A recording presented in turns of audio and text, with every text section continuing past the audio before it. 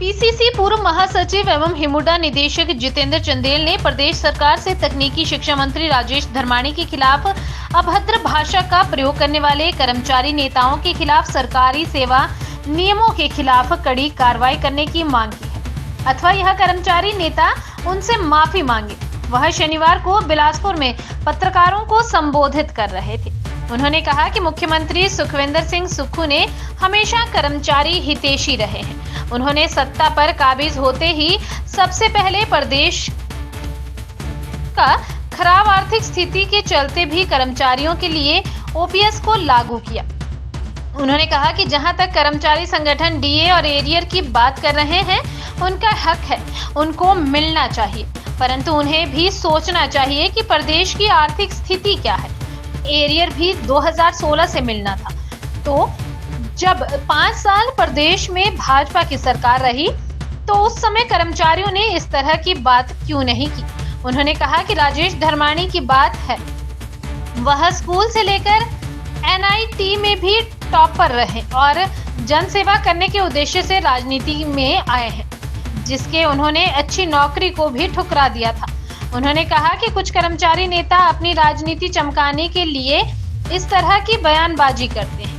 उन्होंने कहा कि कर्मचारी केंद्र सरकार एनपीएस के 9,000 करोड़ की राशि को वापस लाने की मांग उठानी चाहिए। इस अवसर पर एपीएमसी के अध्यक्ष सतपाल, वरिष्ठ कांग्रेस नेता राजेंद्र ठाकुर, निर्मला राजपूत सहित अन्य नेता भी उपस्थित रहे। प्रदेश के कुछ कर्मचारी नेता अपनी राजनीति चमका रहे हैं और उल्टी सीधी स्टेटमेंट मंत्री और मुख्यमंत्री के खिलाफ दे रहे हैं। मेरे तो हिमाचल प्रदेश सरकार से ये एक निवेदन है कि उन कर्मचारी नेताओं के खिलाफ एक्शन लेना चाहिए। और पिछले कल एक कर्मचारी नेता हमारे जिले से जो मंत्री हैं राजेश धर्माणी जी, उनके बारे में उल्टा सीधा बयानबाजी की कि वो मंत्री बनने लायक नहीं है। मंत्री कौन बनेगा नहीं बनेगा ये कर्मचारी नेता भी डिसाइड करेंगे। और उन्होंने उनकी क्वालिफिकेशन के ऊपर भी क्वेश्चन मार्क किया।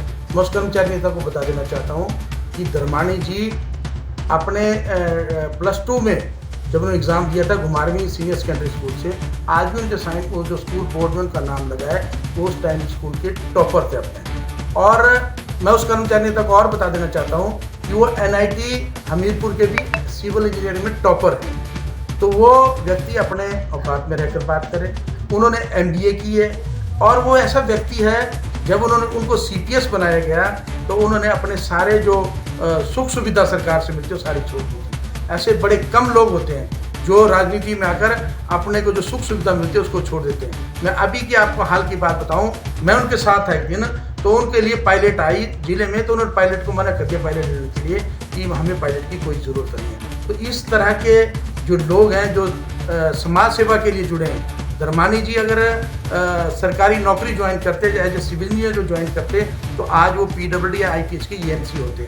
उन्होंने वो चीज़ छोड़कर समाज सेवा में के लिए लगी है। उनके अंदर एक भावना है कि मैं समाज के लिए कुछ करूं।